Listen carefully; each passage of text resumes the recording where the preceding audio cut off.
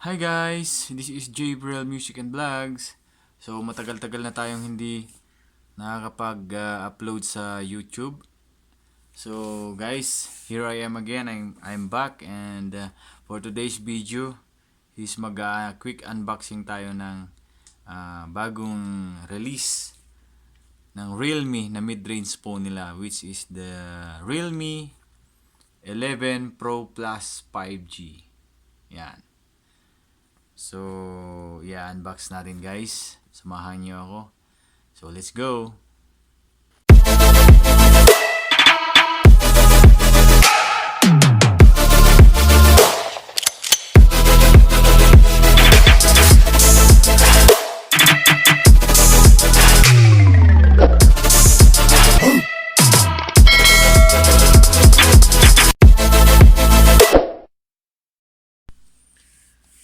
So, ito na guys, ang ating Realme 11 Pro Plus 5G. So, napakasimple lang ng kanyang box. Yellow and black ang kanyang colorway. So, quick review lang tayo guys sa kanyang specs.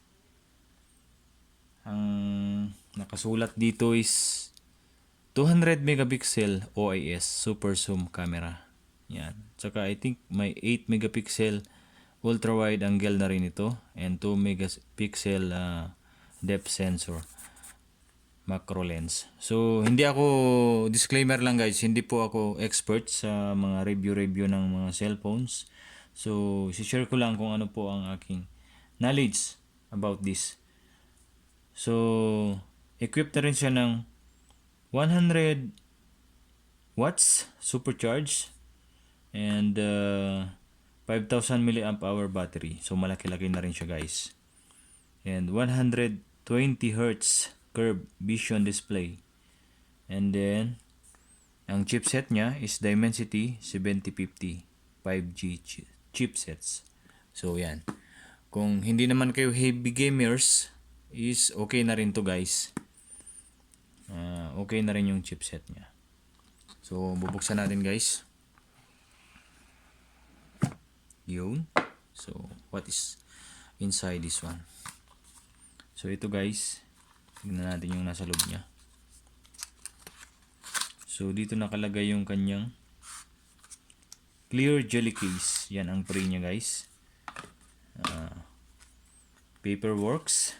Yan, mga paperworks niya. Tapos yung ating panundot. Yan.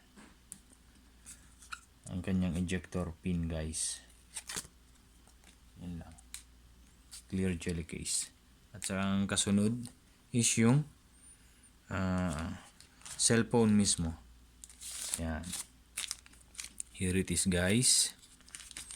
Realme 11 Pro Plus. Yan na. Nakasulat na dito guys. 200 megapixel OIS super zoom camera. 120 Hz. Yan. Curved display. Kagaya lang din ng binasa natin kanina guys. So, this is it. Napakaganda ng, I think, plastic ang kanyang back panel guys. Nakasulat na dito sa kanyang camera yung 200 megapixel OIS camera. Yun. Sa kanyang right side, makikita natin yung power button. And then yung volume. Up and down. Sa kanyang left side naman ay wala siya guys. And then dual speaker na rin siya. And according sa aking nabasang information is Dolby Atmos na rin tong speaker niya guys. And then USB type C. Tapos yung lagayan ng kanyang SIM card. Yan guys. And then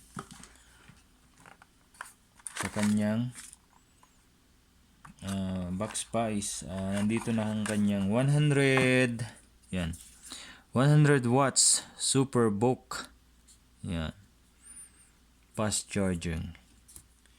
And then yung cable niya. Ito yung cable niya guys. 2.0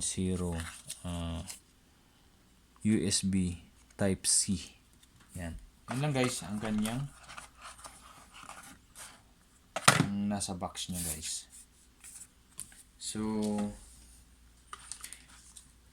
sa mga susunod na video natin guys is itatry natin ang kanyang camera.